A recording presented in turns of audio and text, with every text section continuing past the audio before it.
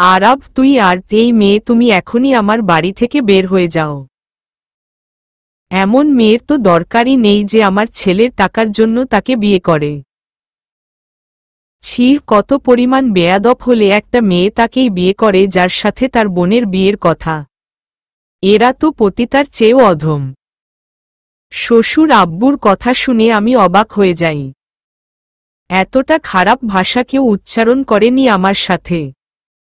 আমি তার কথায় কিছুটা ভয় পেয়ে আরাভের দিকে তাকালাম, দেখতেছি তার চোখ রাগে লাল হয়ে যাচ্ছে। আমি আরাভের হাত চেপে ধরলাম। শ্বশুর আব্বু আবার কিছু কথা বলল, আরাভকে আর সামলানো গেল না। নিজের চরিত্র আগে ঠিক করুন মি চৌধুরী, তারপর আমার স্ত্রীকে নিয়ে কিছু বলতে আসবেন। আপনার বাড়িতে থাকার আমার নিজেরই ইচ্ছা নাই বুঝলেন, কিন্তু আপনি বোধহয় ভুলে যাচ্ছেন এই বাড়িটা আপনার না আমার মায়ের ছিল, যা বর্তমানে আমার নামে। আরাব, তুই আমার নিজের ছেলে হয়ে আমাকে খোঁটা দিচ্ছিস? খোঁটা দেওয়ার মতো কাজ করলে তো এটা শুনতেই হবে। শ্বশুর মশাইয়ের দিকে তাকিয়ে বুঝলাম তারও রাগ বাড়তেছে। এখন কি করা যায় বুঝতেছিলাম না, বিষয়টা কোনোভাবে হলেও থামাতে হবে। এই জন্য আমি মাথা ঘুরে পড়ে যাওয়ার ভান করব ভাবলাম। নাটকে দেখেছিলাম কাজ করে, তাই ওটাই ট্রাই করব কি না ভাবতেছিলাম, কিন্তু সিরিয়াস বিষয় তাই আমি এসব না করে আরাভের কাছে গেলাম। শান্ত হন। কিন্তু আরাভ আমার কথাকে গুরুত্ব না দিয়ে ঝগড়া করেই গেল।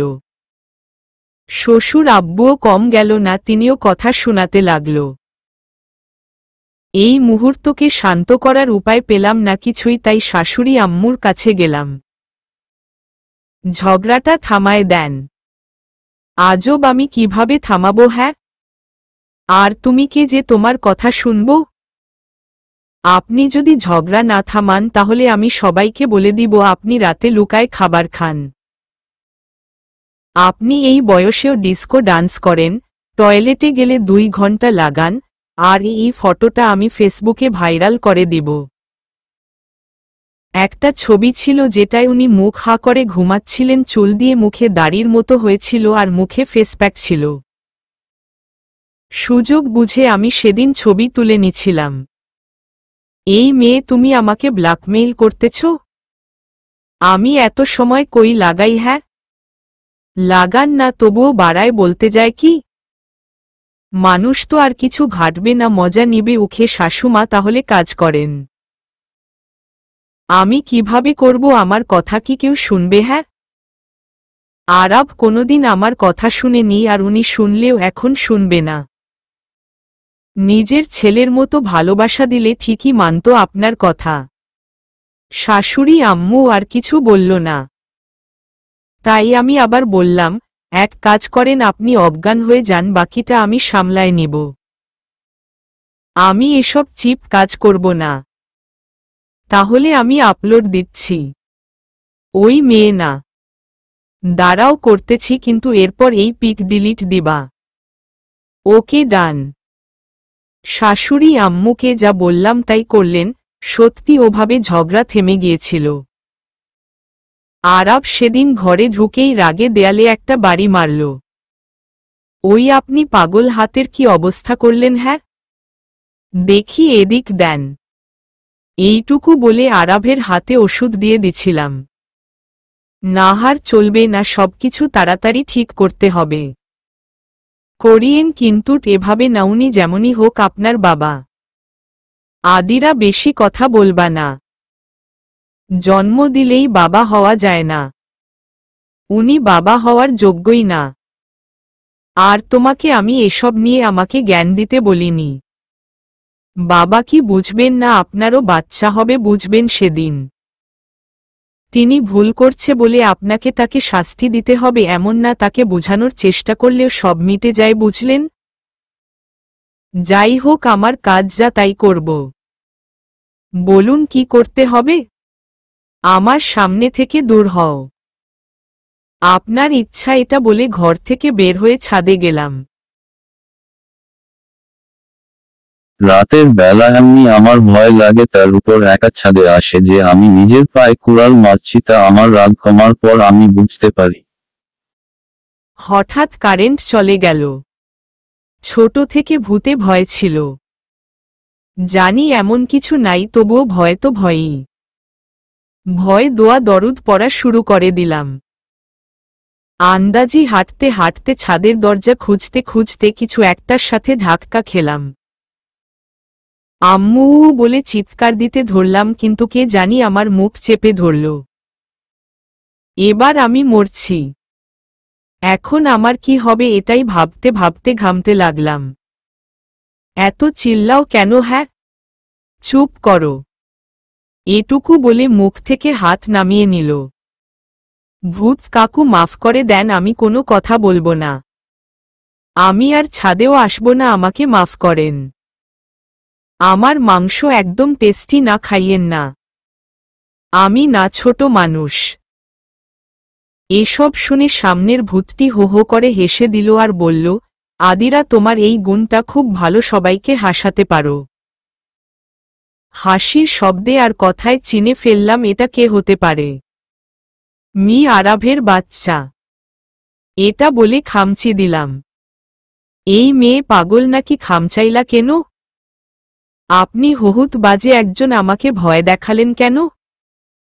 কই দেখালাম ভয়? তুমি তো নিজেই আমাকে ভূত বলছো, এই বলছো সেই বলছো। আমি ভুলে বলছি, আপনি বলবেন না যে ওটা আপনি? সুযোগ দিলা? ও সরি। চলেন ঘরে যাই। আমি যাব না, ছাদে থাকব। আমার মন খারাপ হলে ছাদে আসি। ভাবছিলাম তুমি নিতুর ঘরে, তোমাকে এখানে প্রথমে আমিও চিনিনি। পরে বুঝছি চিৎকার শুনে। না, আমিও যাব না। বুঝলেনি তো আমি ভূত ভয় পাই। হ্যাঁ, পিচ্ছি মেয়ে। তো কিচ্ছে? আমার ভয় লাগে, আপনিও তো টিকটিকি ভয় পান। এটা তোমাকে কে বলছে? জানি আমি। বলো কে বলছে। কইতাম না, যাইতামও না এখান থেকে। তাহলে বসে থাকো। ওকে, কিন্তু আপনার হাত ছাড়ব না, ভয় লাগে। এটা বলে আরাভের হাত ধরে ছাদের কোনায় বসে পড়লাম। নিশ্চুপ সবকিছু, প্রকৃতিও নিশ্চুপ। দুটো ভিন্ন প্রকৃতির মানুষ ধীরে ধীরে এই প্রকৃতির মাঝেই একে অপরের মায়ায় বন্দী হচ্ছে, কিন্তু তারা কেউই বুঝছে না। কিছু সময় পর কারেন্ট এলে আরাভ দেখে আদিরা তার কাঁধে মাথা রেখেই ঘুমায় গেছে।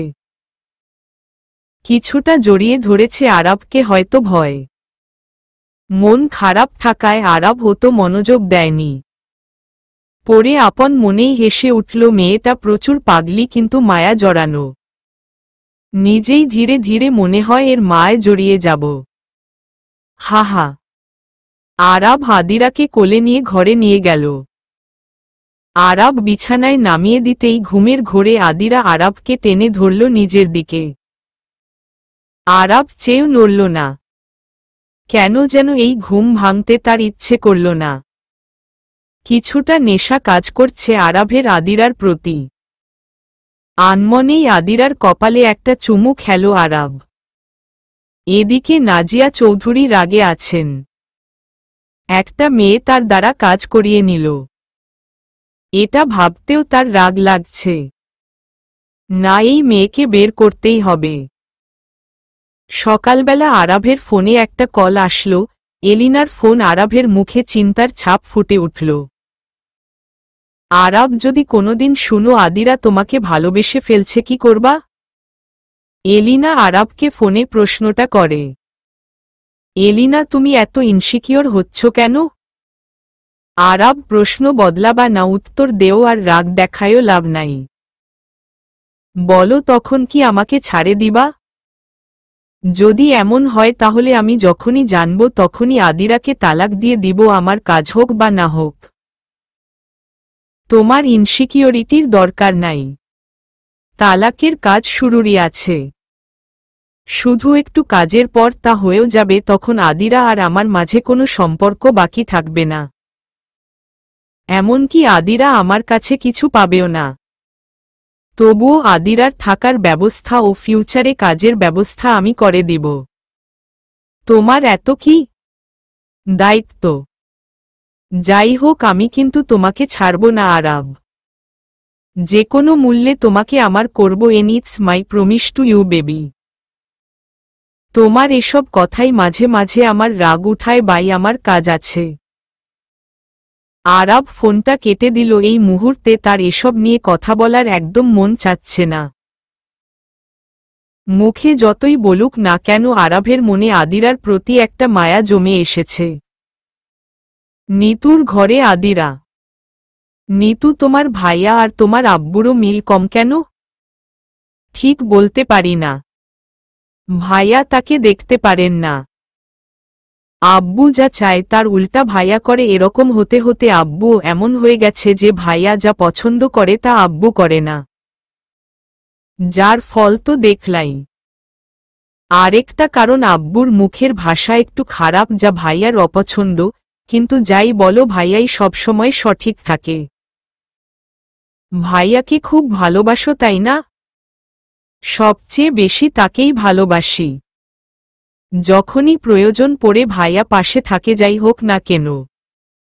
সেদিন আরাবের ফোনে আরেকটা কল আসলো তার নানু বাড়ি থেকে। তার নানি অনেক অসুস্থ আর তিনি তার নাতবউ, মানে আমাকে, দেখতে চেয়েছেন। আরাব এই বিষয়টা ভাবে নিজে বাকিদের কি জবাব দিবে। এখন কিছু করার নাই, তাই আরাব আমাকে রেডি হতে বলল। রেডি হয়ে হলো রুমে আসতেই শ্বশুর আব্বু শাশুড়ি আম্মুকে বললেন, কত বেয়াদব হলে একটা মেয়ে ওই কথা শোনার পর থাকে, ভাবতে পারো? এই সব মেয়ে কেমন পরিবারের আমার জানা আছে, টাকার জন্য এরা সব করতে পারে। ওদের কথাগুলো শুনে বললাম, আরে শ্বশুর আব্বু শাশুড়ি আম্মু আমাকে নিয়ে এত আলোচনা করছেন, বাহ কি সৌভাগ্য আমার। কিন্তু একটা বিষয় কি জানেন, রতনে রতন চিনে। আর বৌমা তো আপনাদেরই, তাই বড়দের কথায় মন খারাপ করে বের হতে হয় না, এটা আমার পরিবার শিখাইছে। কতটা বেয়াদব হলে বড়দের মুখে জবাব দেয়, ভাবতে পারো? বাবা মা যে কি শিখাইছে একে, শাশুড়ি বললেন। বাবা শিখাইছে বলেই এখন বেশি কিছু বললাম না, নইলে অন্য কেউ সমবয়সী হলে তাকে জবাব দিতাম। যাই হোক, বাড়ির বাইরে যাচ্ছি, দোয়া করিয়েন যেন জার্নিটা ভালোভাবে হয়। আল্লাহ হাফেজ। যাওয়ার আগে শাশুড়ি আম্মু, জিনিসটা আছে এখনো আমার কাছে, ভালোয় ভালোয় দোয়া করিয়েন, নইলে মরে যাওয়ার আগে হইলেও পারলে ভাইরাল করব।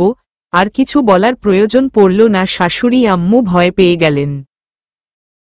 গাড়িতে বসতেই, মি আরাব, আমরা কি গ্রামে যাচ্ছি? হ্যাঁ, নানু বাড়ি গ্রামে। ওয়াও জোস, শীতকাল, এমনিও খেজুরের রস চুরি করা যাবে। এইসব একদম করবা না। নানুর সামনে ভদ্র হয়ে থাকবা আর এমন দেখাবা যেন উনি মনে করেন আমরা অনেক হ্যাপি কাপল। ও তাহলে কি রোমান্টিকও হতে হবে? হ্যাঁ, কিছুটা। ও আচ্ছা, নদী আছে ওখানে? হ্যাঁ। কথাটা শুনে মুচকি হাসলাম, তারপর বাইরের রাস্তাগুলো দেখতে লাগলাম। আদিরা, আমার কেন মনে হচ্ছে তোমার মাথায় কিছু ঘুরতেছে, তাও শয়তানি বুদ্ধি। ছি ছি, আপনি আমাকে এমন ভাবতে পারলেন? আমি কত ভদ্র একটা মেয়ে, কিন্তু ঠিকই ভাবছেন কিছু একটা ঘুরতেছে। আটকে ফেলো, নো ফাজলামি। আচ্ছা, আপনি বলবেন আর আমি শুনব, জীবনেও না আসতে বললাম। কি বিড়বিড় করছো? রাস্তাটা সুন্দর। হ্যাঁ। গান ছাড়ুন, স্লো সং দিন। মি আরাব, গাড়ি থামান, আমি আইসক্রিম খাবো। না একদম না, ঠান্ডা খুব। না আমি খাবই, থামান। নো ম্যাডাম, জেদ করে লাভ নাই। আপনার একদম ভালো হবে না, মিলায় নিন। এটুকু বলে গাল ফুলায় বসলাম। আরাব একবার আমার দিকে তাকাচ্ছে আর হাসি দিয়ে গাড়ি চালাচ্ছে। মনে মনে আরাব বলছে, হায়রে পিচ্চিদের মতো রাগ করে, আমি আজ অবধি এমন মেয়ে দেখিনি। তাকাবেন না আমার দিকে, একদম তাকাইলে কিলামু। জানি কিউট আছি, ক্রাশ খাবেন না তাই।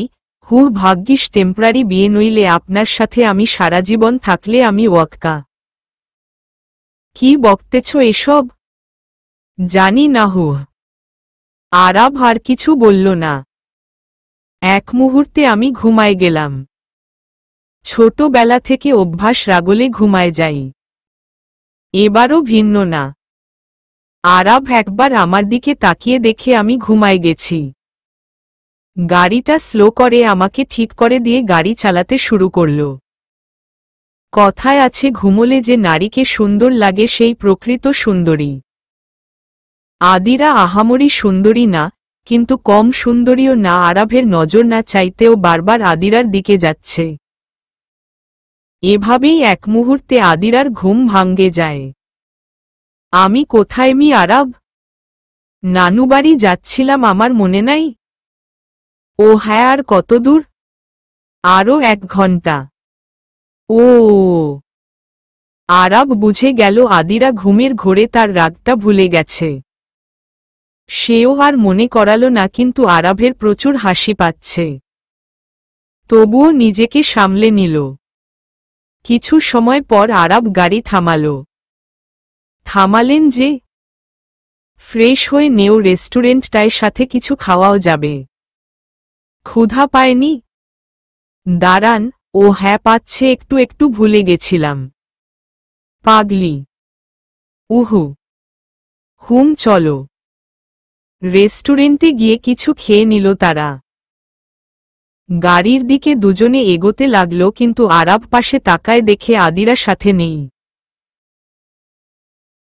তাকিয়ে দেখে সে গাছের ফুল ছিঁড়তে ব্যস্ত।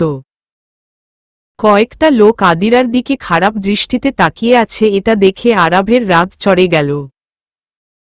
গিয়েই আদিরার হাত ধরে টানতে টানতে গাড়িতে নিয়ে এলো। আশেপাশে সবাই তাকিয়ে আছে। আরাবের মাথায় রাগ চড়ে আসছে, কিন্তু আদিরা কিছুই বুঝতে পারছে না। আরাব, কি হয়েছে? ছাড়ুন, লাগছে আমার। আরাব কোনো কথা শুনল না। গাড়িতে এনেই, ছেলেদের সামনে লাফাতে ভালো লাগে তোমার? তাদের মনে কামনা জাগাতে চাও? মানে এভাবে বলছেন কেন? তাহলে ওখানে কতগুলো লোকের সামনে দাঁড়িয়ে ফুল ছিঁড়ছিলে কেন? না মানে আমার ফুলগুলো ভালো লাগছিল তাই আর কি। চুপ। একটা বেশি কথা না। দ্বিতীয়বার এমন যদি করো তাহলে সবার সামনে থাপ্পড় দিব। সরি, আর হবে না। মাথায় যেন থাকে। দ্বিতীয়বার যদি হয় তখন তো আপনি সাথেই থাকবেন না। তখন এলিনাকে শাসন করবেন, হিহিহি। তখন আমাকে মিস করবেন আরাব? জানি না। মিস করবেন না করলে কিন্তু আপনাকে বদদোয়া দিব। আমার যেন হেঁচকি উঠে, খাইতে গেলেই না উঠলে আপনি যেখানেই থাকেন না কেন গিয়ে গায়ে পানি ঢেলে দিব। এটাই পারো এসব বলে রাগ কমাতে? ট্রাই করব মিস করার। ট্রাই করবে হনুমান পোলা। চুপ। আর কিছু বলবই না। এই বলে চুপ করে গেলাম। আরাবের নানুবাড়ি যেতেই আশেপাশের সবাই নতুন বউ দেখতে চলে আসতেছিল। যতই ফাজিল হই, এরকম অবস্থায় নিজেই ভয় পেয়ে গেছিলাম। ছোট ছোট বাচ্চাগুলো নতুন বউ করে পাশে আসতেছিল, কেউ শাড়ির আঁচল টানছিল, কেউ গাল ধরে টানছিল। আমি অসহায় চোখে আরাবের দিকে তাকালাম, সে আমার এই অবস্থা দেখে অনেক মজা পাচ্ছিল। আরাবের নানু বৃদ্ধ মানুষ, তবুও তার চেহারায় নুরানি ভাব ফুটে আসছিল। কিছু কথা বলেই, মা তুমি নামাজ পড়ো? জি নানু। জোহর পড়েছ আজ? না, আসলে গাড়িতে ছিলাম, কিন্তু ফজর পড়েছি। গাড়িতে হলেও ইশারায় পড়তা, এরকম খামখেয়ালি আর করো না। আচ্ছা, মাথায় রাখব। মিস্টার আরাব, এখানে আপনার কোনো গার্লফ্রেন্ড নাই? আরাবকে রাগাইতে আন্দাজি প্রশ্নটা করলাম। তুমি কি আমার গার্লফ্রেন্ডদের লিস্ট বানাতে চাচ্ছ? কাজ করতে করতে কিছুটা রাগ নিয়ে আরাব বলল, না মানে আপনার তো অনেকগুলো গফ, তাই শুনতাম একটু, আমার না মজা লাগে শুনতে। তুমি পৃথিবীতে একমাত্র স্ত্রী যার মনে হয় স্বামীর পুরনো প্রেম কাহিনী শুনতে মজা লাগে। সব স্বামী স্ত্রীর সম্পর্ক তো আর আমাদের মতো না, যেখানে আপনার আমার বিচ্ছেদ হবেই সেখানে আপনাকে নিয়ে হিংসা করা বা আগলে রাখার তো প্রশ্নই নেই। এমনিও আপনাকে আরেকজনের হাতে তুলে দিব অমনিও, তাহলে এই সম্পর্কে কিছু আশা করা বৃথা, এজন্য আমার খারাপ কম লাগে। তাচ্ছিল্য করলা? না। আচ্ছা বাদ দেন, শুনবো না, আমি যাই একটু নানুজানের সাথে গল্প করে আসি। নাই ওমন কেউ এখানে। কিন্তু শুনো, খালাতো বোন একটা আছে যে একটু সাইকো টাইপের, মিলায় নিও, কাল সকালেই আসবে, ওর কাছ থেকে দূরে থাকিও, ওর মাথায় সমস্যা। যদিও ওর থেকে বেশি তোমার মাথায় সমস্যা, কিন্তু ওর মাথায় শয়তানি বুদ্ধি বেশি। সাবধান থাকিও। তার মানে কিছু করছে? বলেন কি করছে? না। বলেন তো। চুপচাপ নানুজানের কাছে যাও, এ বিষয়ে কোনো কথা না যাও। এখন তো তাড়ায় দিবেনই, আমিও বের করবই, আপনি জেদি হলে আমিও আপনারই বউহু জেনেই ছাড়ব। এই বলেই ওখান থেকে তাড়াতাড়ি চলে আসলাম। হঠাৎ কি বলে ফেলছি ভাবিনি, কিন্তু আরাবের কানে ঠিকই গেছে কথাটা। আরাব কিছুটা সময় ভেবে ধরে নিল ও কথার এসেছ বলছে, বেশি গুরুত্ব দিল না। গ্রামের জায়গাগুলো আমার পূর্ব থেকেই প্রিয়, এখানে এসে মিল বসিয়েছি মিলি আর নিহির সাথে, আরাবের মামাতো বোন ওরা। দুজনেই আমার প্রায় সমবয়সী, হয়তো একটু ছোট। দুজনেই যমজ, কিন্তু তাদের মাঝে একটু পার্থক্য আছে যা আমি প্রথমেই বের করি। নিহির গলায় একটা তিল আছে যা মিলির নাই, কিন্তু এটা সবাই দেখবে না যদি সে তা ঢেকে রাখে। তাদের কাছে যেতেই একজন বলল, ভাবি কি করছিলে এত লেট, কখন আসতে চাইলে আর এখন এলে? আরাব ভাইয়ের সাথে পড়ে প্রেম করিও, এখন তোমার ননদ দুটোকে সময় দেও। পাজি মাইয়া দেখি তোকে এগুলো বলতেছে। গলায় নজর দিতেই বুঝলাম নিহি মজা নিচ্ছে। তা নিহি ম্যাম, বিয়ে আপনারও হবে, ভাগ্যে থাকলে আমিও মজা নিব। তোমাকে তো আসতেই হবে, তুমি না এলে হয়। তা বলো, তখন কি বলছিলে? মজা করবা বলে আব্বু আশায় যে বললা না।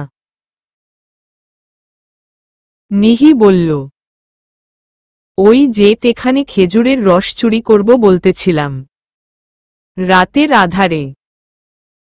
একদম না ধরা পড়লে শেষ। মিলি বলল, তুই চুপ কর ভীতু কোথাকার। ভাবি প্ল্যান ডান, আজ রাতেই যাব তাহলে। ওই শুনো, যাব ঠিক আছে, কিন্তু উনাকে বলিও না, উনি জানলে আমাকে মাইরা লাইবে আছে।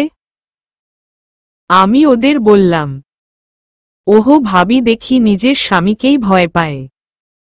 মজা নিও না বোন, বহুত কষ্ট। ওই শুনো তো, তোমাদের খালাতো বোন আছে কোনো সাইকোটাইপ? কার কথা বলছো? রাইসা আপুর নাকি? মিলি বলল, আমি জানি না, শুনলাম আরাবকে নাকি এহেম এহেম হুহুত জ্বালাইছে।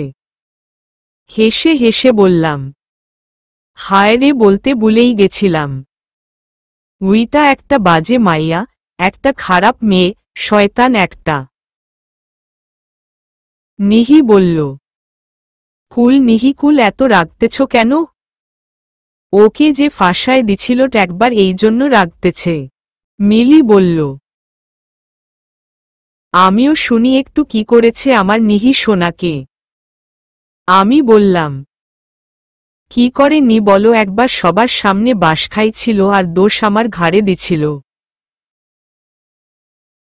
পরে আবার আমার দ্বারা একটা ভুল করাচ্ছিল, ভাগ্যিস বেঁচে গেছিলাম। একবার আরাব ভাইকে ফাঁসাইতে তার খাবারে ঘুমের ওষুধ মিশাইছিল। তা আবার আমার দ্বারা দিয়ে পাঠাইছিল আরাব ভাইয়ের কাছে। নির্লজ্জ মাইয়া ওই দিন আধা কাপড় পরে আরাব ভাইয়ের ঘরে গেছিল। ভাগ্যিস ঘুমের ওষুধওয়ালা খাবার বিড়াল ফেলে দিছিল, খায়নি। পরে এ নিয়ে অনেক কাহিনী। তখনও বলছিল ওকে নাকি আমি সাহায্য করছি। পরে অনেকে বকছিল আর পরে বুঝছিলাম ঘুমের ওষুধ ছিল। ওর সাথে তো আরাব ভাইয়ের বিয়ের কথাও চালাইছিল। ভাই রাজি হয়নি। আরও অনেক গল্প। ভাবি তোমার উপর শোধ তুলবেই, যেহেতু তুমি ভাইয়ের বউ।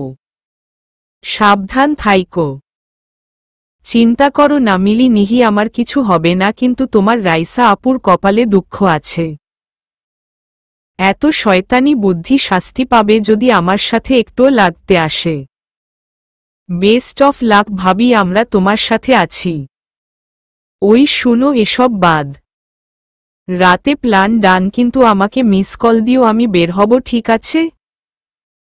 হুম। মিলি নিহি একসাথে বলল। আলাদা জায়গা বলে আরাব আর আমি একই বিছানায় মাঝে বালিশ নিয়ে শুয়ে পড়ি।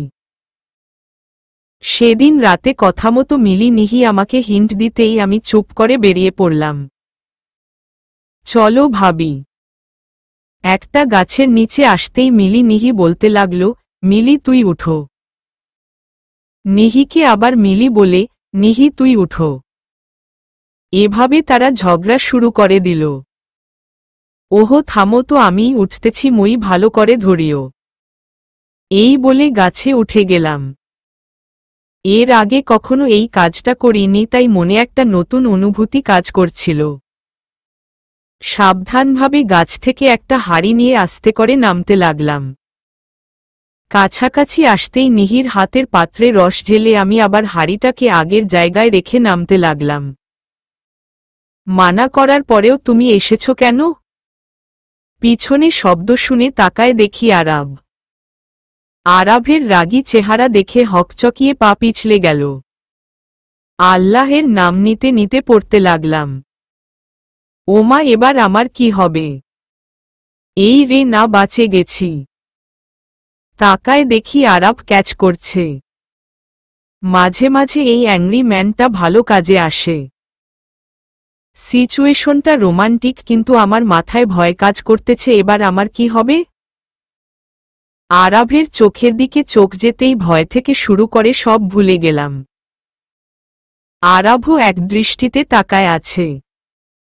এহেম কি সুন্দর ফিল্মি সিন। নিহি বলল, তোরা চুপ করবি? এত রাতে এখানে কেন? মিলি পালা। ভাবি তুমি ভাইয়াকে সামলিয়ে আসতে, ধীরে আসো। এই বলে মিলি নিহি দৌড় দিল। এই রে বান্দর দুইটা, আমাকে এই রাক্ষসের হাতে ছেড়ে দিয়ে পালাইছে, আমার এবার কি হবে? আরাব রাগী লুক নিয়ে আমার দিকে তাকালো। সিচুয়েশনটাকে ঘুরাতে আমি একটা মুচকি হাসি দিলাম। হাসতেছ কেন? আরাব বলল, এমনি খুশির ঠেলায় আপনিও হাসেন, হাসা কিন্তু স্বাস্থ্যের জন্য ভালো। বাড়ি চলো ঘরে, তোমাকে বুঝাচ্ছি মজা। এখানে চিল্লালে মানুষ উঠবে, তখন আবার সবাই বুঝে যাবে। পরে আমাকেই শুনতে হবে আমার বউ চোর।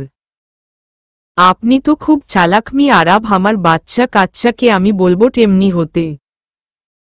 হলো, এখন যাওয়া যাক। আরাব বলল, আপনিই তো ধরে রাখছেন না, নামায় দিলে কেমনে যাব? জানি আমি অনেক কিউট একটা মেয়ে, প্রেমে পড়ার মতো। তার মানে এই তো না যে আপনি প্রেমে পড়বেন, তখন আবার আপনার রাগ আমাকে সবসময় দেখতে হবে, তখন আমার বাচ্চা কাচ্চাও আপনার মতো হবে। দেখতে আপনার মতো কিউট হলেও হবে, কিন্তু রাগী এমন হলে আমার কি হবে? সবাই একদল হয়ে তখন আমাকে বাঁশ মারবেন। আবার বাচ্চা আপনার মতো হলে নাতি নাতনিও ওমন হবে, তখন সব রাগী আমি একা ভদ্র শান্ত মানুষ, তখন কি হবে আমার বলুন? আরাব নামিয়ে দিয়ে বলল, চুপ থাকতে কি নিবা? একটা কিটক্যাট। কাল দিব, নাও, চুপচাপ বাড়ি চলো। আরাব আর আমি হাঁটতে হাঁটতে বাড়ি ফিরলাম। এই মেয়ে এখনই ঘুমাও, যদি আরেকবার উঠো মারব। না, আমার খেজুরের রস ওরা খায় নিবে, আমি নিয়ে আসি। না প্লিজ না, আপনি না বহুত ভালোটেই যাব আর আসব। আপনাকেও ভাগ দিবট, একটু যাই। যাও। আদিরা যেতেই আরাব হাসতে লাগল। মনে মনে, পাগলি মেয়ে, এত প্ল্যান। বাই চান্স বাচ্চা কাচ্চা ওর মতো হলে কি হবে? হ্যাঁ, আমারও তো কপালে বাস হবে। আমি কি ভাবছি এসব? এই মেয়ের সাথে থাকে থাকে আমিও পাগল হয়ে যাচ্ছি। আরাব আনমনেই হেসে উঠল। হাসতেছেন কেন একা একা? আমি বললাম, ও তুমি এসে গেছ। হ্যাঁ, এই নেন, আপনি একটু খান, বাকিটা আমার। তুমিই খাও। থঙ্কু। আমি হাঁড়িতে মুখ লাগায় খাইতে লাগলাম। একটু রেখে হাঁড়িটা নামাতেই, কিভাবে খাও? হ্যাঁ, মুখের উপর লেগে আছে। এটা বলে আরাব নিজেই মুখ মুছে দিল। এমনটা আরাব কখনো করেনি। বিষয়টা মনে এক আলাদা শিহরণ জাগায়, কিন্তু থামাতে হবে কারণ আমাদের পথ যে ভিন্ন। এই নেন, আপনার একটু হলেও খান, হ্যাপি হব প্লিজ। আরাব আমার জেদে খেয়েই নিল। আরও একটা রাত শেষ হল। পরের দিন ঘর থেকে বের হয়ে দেখি মিলি নিহি তার মাকে সাহায্য করছে। নানি কুরআন পড়ছে। আমি গিয়ে তার পাশে বসলাম। কিছু সময় পর পিছন থেকে একটা মেয়ের গলা পেলাম। তাহলে তুমি আরাবের বউ? তাকিয়ে দেখি একটা মেয়ে জিন্স আর উপরে জ্যাকেট পরে। নির্ঘাত যে কেউ একে স্টাইলিশ উপাধি দিবে। জি, আপনি? আমি রাইসা। চলোট একটু গল্প করি আমরা। আমি তার সাথে বের হলাম। হাঁটতে হাঁটতে রাইসা বলল, ওর সাথে বিয়ের কথা আমার চলেছিল, কিন্তু কিছু সমস্যার কারণে হয়নি। পরে তো তুমিই আসলা আমাদের মাঝে। ও আসলে আপু, মাঝে আসা যায় কোনো সম্পর্কের, কিন্তু আপনাদের তো সম্পর্ক ছিলই না, আর ভাই বোন তখনও এখনো। আমার ভাই বোনের মাঝে আসার এমনিও ইচ্ছা নাই। বড্ড বেশি কথা বলো। যা ঠিক না, আমি কিন্তু তোমার বড়। জি আপু, জানি। তা কি ভেবে যে আরাব তোমাকে বিয়ে করল বুঝি না। খ্যাত একটা মেয়ে না আছে চলন বলন। শুনলাম তো বংশটাও মধ্যবিত্ত। আমাদের দেখো, আমরাও পারফেক্ট আরাভোরাও। তোমার ছোট লোক জাতের না। কথাটা রাইসা আমাকে বলল। কথাটা গায়ে লাগল। কিছু বলতে যাব তার আগেই আরাব বলে উঠল, তোর মতো তো আর ক্যারেক্টারলেস না ও।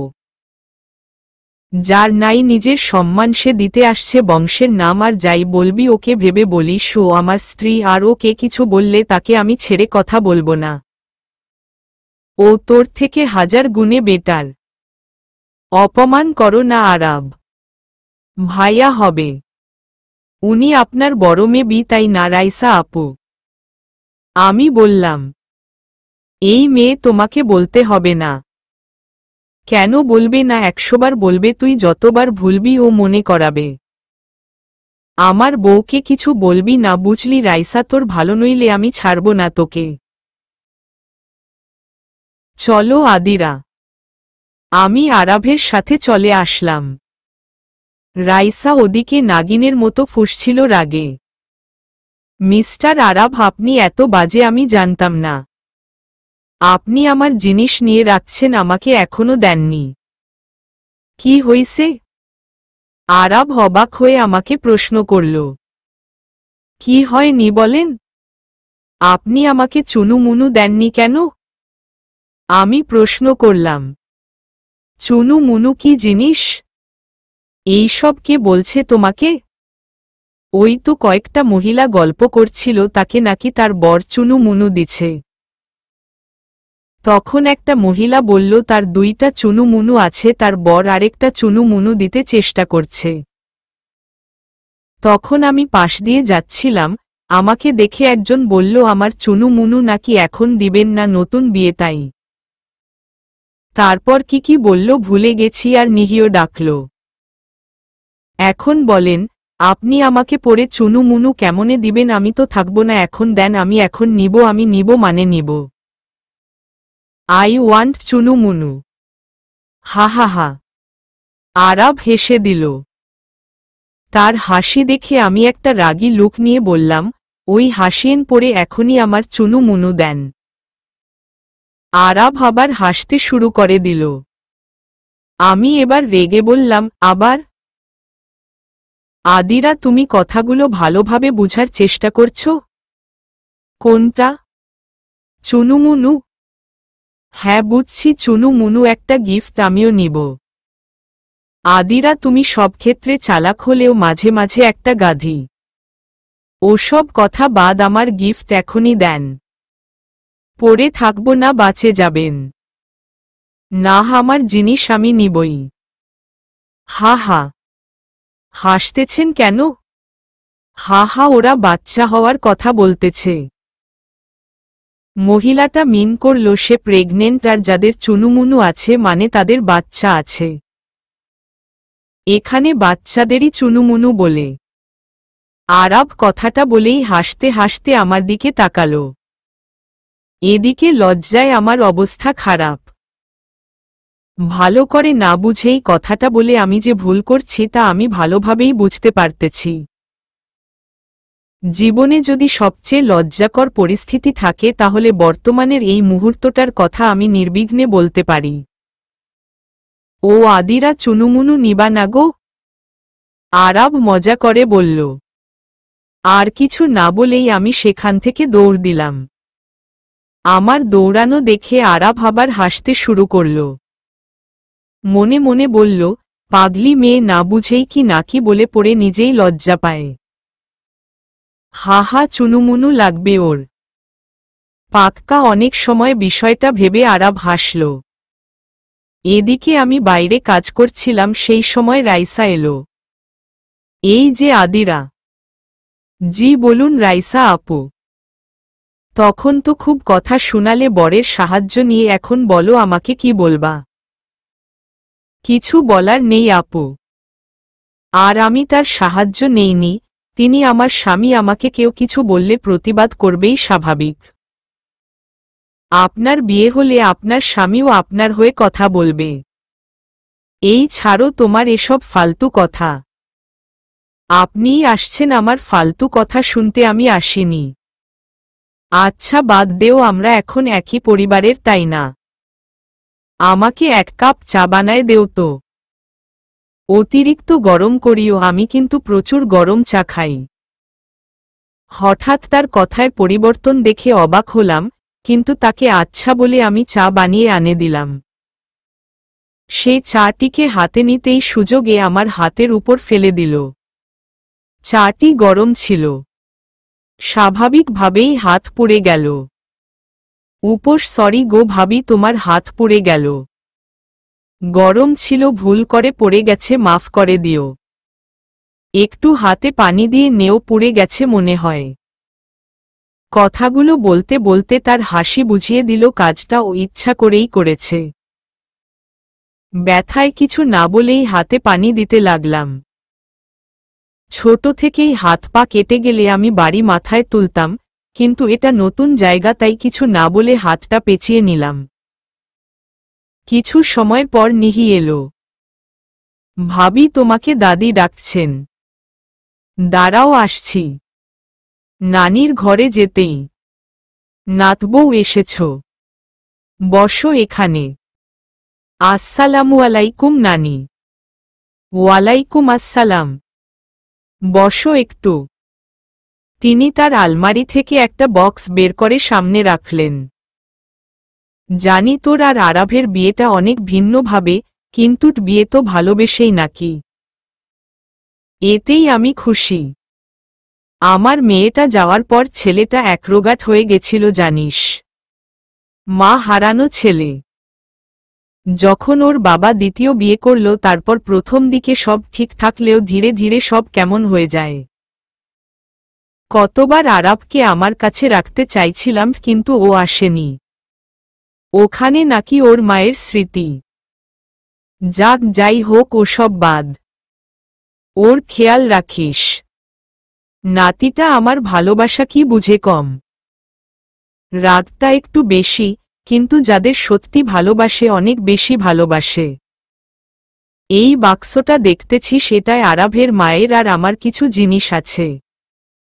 আরাভের বউয়ের জন্যই রাখা ছিল। এটা আজ থেকে তোর। তোমার জিনিস তোমার থাক নানি। আমি এগুলো নিয়ে কি করব?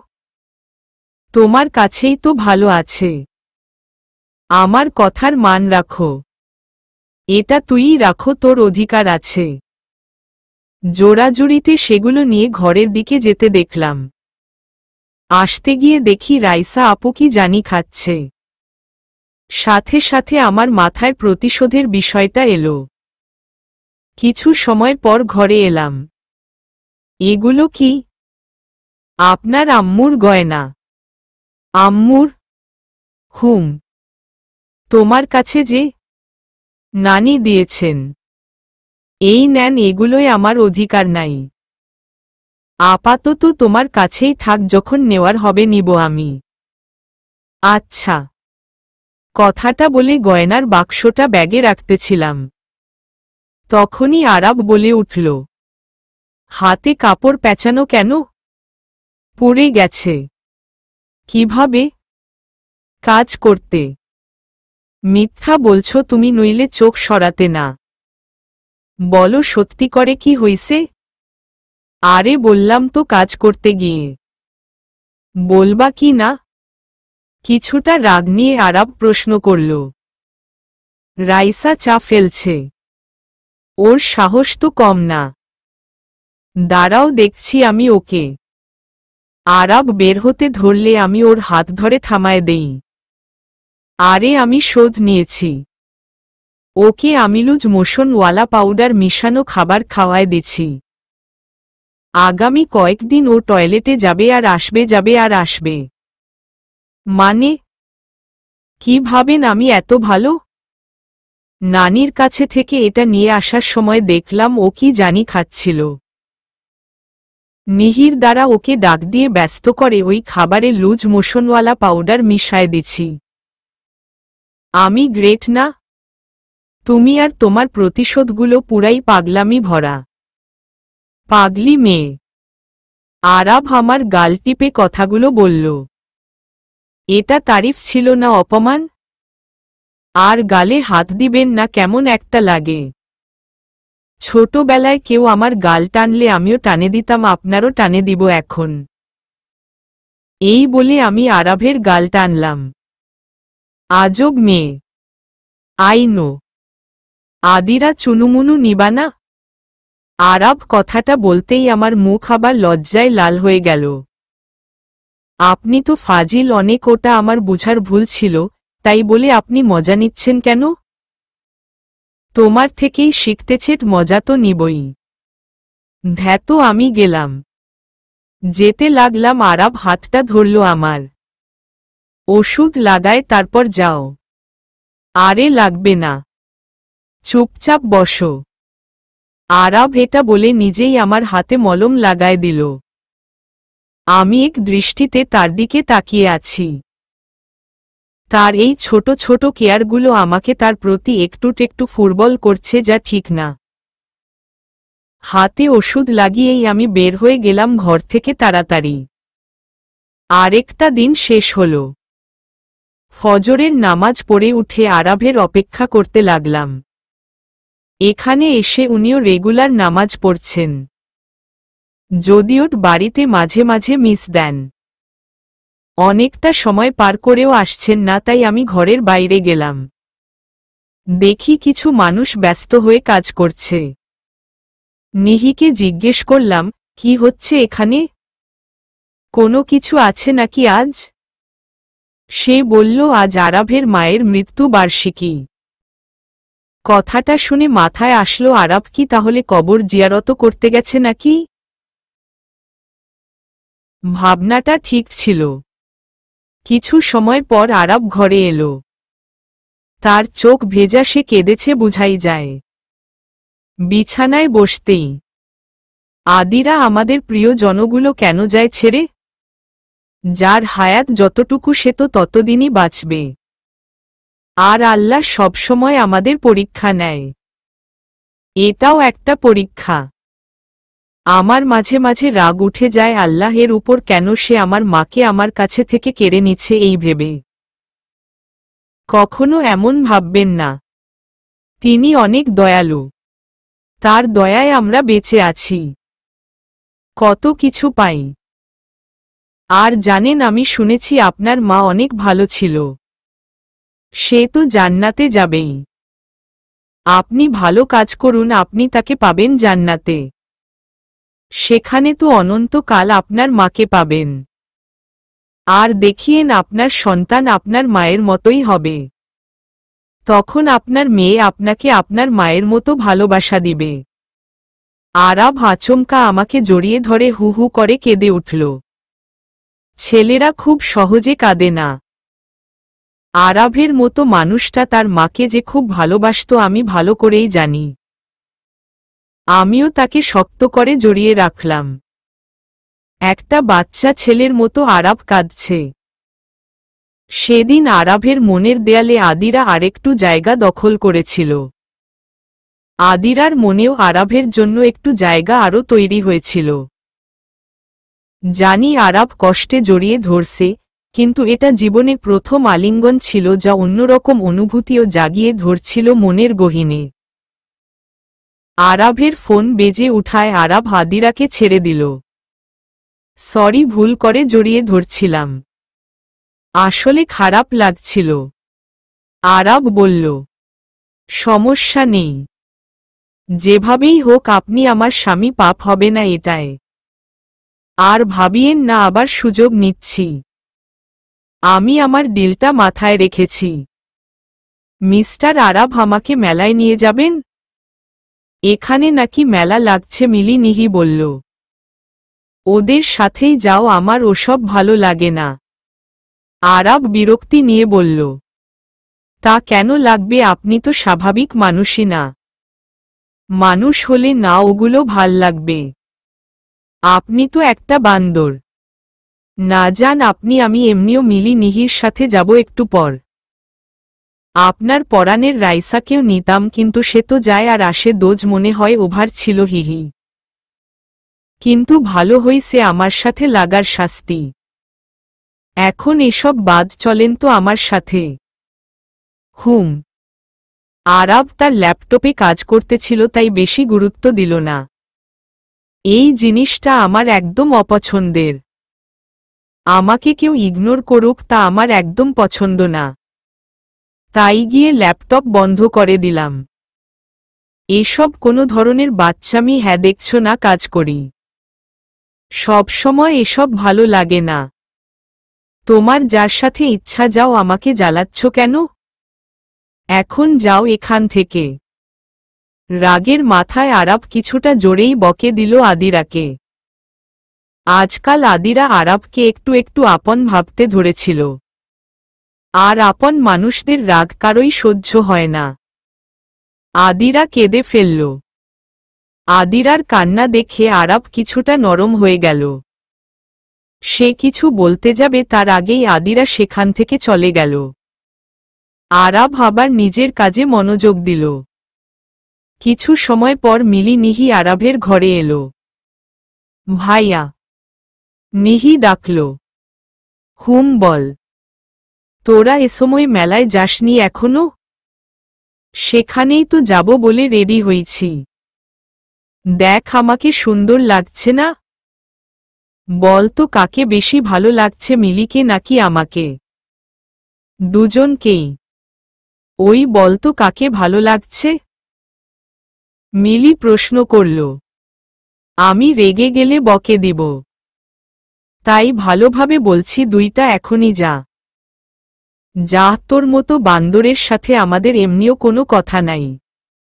নিহি বলল। ওয়েট ওয়েট, বান্দর মানে বড় ভাইকে এভাবে বলে কেউ? আর তোদের এই নামে ডাকাকে শিখাইছে? মিলি নিহি দুজনে একে অপরের মুখ চাওয়াচাই করতে লাগল। আরাব একটু রাগী স্বর নিয়ে আবার জিজ্ঞেস করল। দুজনে একসাথে বলে উঠল, ভাবি। জানতাম আদিরা ছাড়া আর কেউ এসব তোদের শিখাবে না। হি হি হি। ভাইয়া তুই বান্দর। মিলি নিহি হাসতে লাগল। চুপ যা এখান থেকে তোরা। যাবই তো, তোর কাছে কে আসে? আমরা ভাবিকে ডাকতে আসছি। সে কই বল? মিলি বলল। ও না গেল বাইরে তোদের কাছে? না, আমরাই তো তাকে খুঁজতেছি। পুরো বাড়ি খুঁজলাম, কোথাও নাই। মানে? সত্যি? ও নো। আরাব হকচকিয়ে বাইরে চলে গেল। আদিরাকে সে ধীরে ধীরে যতটুকু চিনেছে সে জানে মেয়েটা অভিমান করে খুব সহজে। আদিরা আরাবের কাছে এসব বকা শুনেই অভিমান করছে আরাব জানে। আরাব চারদিকে খুঁজতে লাগল। হঠাৎ আরাবের ফোনে এলিনার কল এলো। হ্যালো, আমি বিজি আছি, পরে কথা বলবো। হ্যালো আরাব হে। এলিনার কথাগুলো আরাবের কানে পৌঁছাল না। সে ফোনটা কেটে দিল। এলিনার মাথায় ঘুরপাক খেতে লাগল, আরাব কি তাহলে তাকে ইগনোর করতেছে? এলিনা আবার আরাবকে ফোন দিল। আরাব ফোনটা কেটে দিয়ে ফোন বন্ধ করে দিল। সে জানে এলিনা বারবার তাকে ফোন দিবে, তাই সে এমনটা করল। তার মাথায় এখন এলিনার টেনশন নাই। তার মাথায় এখন শুধু আদিরাকে নিয়ে চিন্তা। দুজন নর নারী একসাথে সময় কাটাতে গিয়ে একটু হলেও তারা একে অপরের মায় জড়াবেই। দুজনের মনেই একটু হলেও ভালোবাসা জন্মাবেই। যে কেউ যতই নিজেকে সংযত রাখার চেষ্টা করুক, তেমনটাই আরাবের মনেও হচ্ছে, একটু করে হলেও সে আদিরার মায় জড়াচ্ছে তারই অজান্তে। আরাব আশেপাশে ভালো করে খুঁজতে লাগল। তখনই আরাবের মনে পড়ল আদিরার একটা কথা। সে বলেছিল তার মন খারাপ হলে সে নদীর পাড়ে বা বিলের পাড়ে যায়। তাড়াতাড়ি সে আশেপাশের বিল নদীগুলোর চারপাশ দেখতে লাগল। এক মুহূর্তে আরাব একটা নদীর ধারে আদিরাকে দেখতে পেল। আদিরা, আমি আরাবের কণ্ঠ শুনে পিছনে তাকালাম, কিন্তু আবার সামনে ঘুরে গেলাম। কেন জানি না, প্রথমে গায়ে না লাগলেও আজকাল তার সামান্য বকাগুলোতেই কান্না চলে আসে। মেলায় যাবা না? মিলি নিহি অপেক্ষা করছে। আমি জবাব দিলাম না। কি হলো, কথা বলো। আমি কথা বলবো না আপনার সাথে। মিলি নিহিকে বলেন আমি যাব না। আহা, রাগ করে না। দেখছিলা না কাজ করছিলাম, তাই তো ওভাবে বললাম। এত রাগ করলে চলে? এই কয়েকদিনে বুঝোনি আমি কেমন? আসলে কি বলো, কেউ এভাবে কখনো জেদ করেনি তুমি। আমি ভিন্ন প্রকৃতির, এটা তো জানোই। দেখো, জানি তোমার সাথে আমার সম্পর্কটা সাময়িক হলেও আমরা ভালো বন্ধুতে পরিণত হয়েছি। এখন বন্ধুটার সাথে ঝগড়া করছি, ভুল করছি, ক্ষমাও তো চাচ্ছি। মাফ করে দেও। আচ্ছা। আরাব কথাগুলো বলতে বলতে আদিরার দিকে তাকিয়ে দেখে আদিরা ঘুমিয়ে গেছে, তা ওর কাঁধে মাথা রেখে। আরাবের রাগ লাগল, তবুও আদিরার ঘুমন্ত চেহারা দেখে রাগ কমে গেল। আদিরাকে কিভাবে সবার সামনে বাড়ি নিয়ে যাবে ভাবতে ভাবতে কোলে তুলে নিতে গেল আরাব। আদিরার ঘুম ভেঙে গেল। মি আরাব, আপনি আমাকে নিয়ে কই যাচ্ছেন? আমি এখানে কেন? তুমি মেলায় যেতে বের হয়েছিলা। নিহি মিলির অপেক্ষা করতে করতে ঘুমায় গেছ। আমি তোমাকে নিয়ে যেতে আসছি। আরাব আর আদিরাকে কিছু মনে করাল না। সে কেন মিথ্যা বলল নিজেও জানে না। ও, আপনিও চলেন না? আমি চুড়ি আর দুল কিনব, চুজ করে দিন। আচ্ছা চলো। সেদিন আরাব আদিরাকে নিয়ে অনেক ঘুরল। মিলি নিহিও তাদের ছিল। একটা স্পেশাল মুহূর্ত কাটল আরাবের জীবনের। আদিরা পছন্দ করে চুড়ি আর দুল নিল, সাথে আরো কিছু মিলি নিহিও নিল। একটা দোকানে একটা দেখে আরাভের চোখ আটকে যায়। নিয়ে নে ভাইয়া, ভাবির ভালো লাগবে। পিছনে ঘুরে দেখল মিলি দাঁড়িয়ে। আরাভ ও মিলি মিহিকে তাদের তিল দেখে চিনে। সাথে কথা বলার স্টাইলও দেখে বুঝে ফেলে। কি ভেবে আরাব কিনে নিল। আপনারা কি করছেন এখানে? আমি ডাক দিলাম। আরে ভাবি, ভাইয়া তোমার জন্য পায়েল কিনছিল। ভাইয়া পরিয়ে দে ভাবিকে। মিলি বলল, আরে থাক, পরে আমি পরে নিব। আমি কথা ঘুরাতে বললাম, থাকবে কেন? ভাইয়া পরিয়ে দে বলছি ভাবিকে। মিহি বলল। ওদের জোড়াজুড়িতে আরাব হাদিরার পায়ে পায়েল পরিয়ে দিল। মিহি এই মুহূর্তটাকে ক্যামেরা বন্দি করে নিল। একরকম ভালো লাগাই কাজ করল। আরও 2 দিন থেকে আরাব হাদিরা বাড়ি ফিরছে। এই কয়দিন এক ভিন্ন মুহূর্ত কাটালো তারা। তারা জানে না বাড়িতে এক ভিন্ন পরিস্থিতির মুখোমুখি হতে চলেছে তারা। বাড়িতে ঢুকেই দেখে নাজিয়া চৌধুরীর বান্ধবী ও তার পরিবার এসেছে। ঢুকতেই মহিলাটি, আরে আরাব বাবা, তোমারই অপেক্ষা করছিলাম। জি আসসালামু আলাইকুম, কেমন আছেন আন্টি? হ্যাঁ ভালো। টায়ার্ড মনে হয়, যাও ঘরে যাও। আরাব ভিতরে চলে গেল। আমিও তাদের সালাম দিলাম। মহিলাটি বলল, কে রে এটা? কেউ না, বাদ দে। শাশুড়ি আম্মু বললেন, বল। আরাভের বউ বললাম না জোর করে। ও এইটাই সেই মেয়ে। দেখে কত ভালো মনে হয়। মনে মনে কালো, কে জানে। বাদ দে। আরে বাদ কেন দিব, এসব মেয়ে বড়লোকদের পটায় জমি আর টাকা নিতে। মহিলাটি বলল।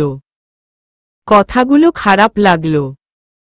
তবুও মেহমান বলে অসম্মান না করে আমি ঘরে চলে গেলাম।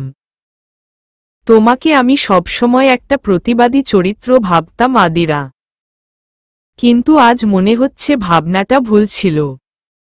আরাব আমাকে বলল, মানে? তোমাকে না বলছি নাজিয়া চৌধুরীকে জ্বালাবা তুমি। এটার জন্যই বিয়ে করছি তোমাকে। ডিল ভুলতেছ কেন? ওদের সম্মান দিলা কেন? যাই হোক, ডিল ভুলেছ ভালো কথা। তোমাকে অপমান করল, কিছু বললা না কেন? আরাব বলল, সবসময় প্রতিবাদ করা যায় না। আপনি বুঝবেন না। বাদ দেন। আমার কাজ আমি করব। কিন্তু আপাতত বাদ দেন এসব। আমি ডিলও ভুলিনি। আমি যেই কাজের কথা দিয়েছি তা পূরণ করব। ভুলবেন না, আমি একজন মুসলিম, আর একজন মুসলিম ওয়াদা ভাঙতে পারে না। কথাগুলো বলে ফ্রেশ হতে চলে গেলাম। চলবে।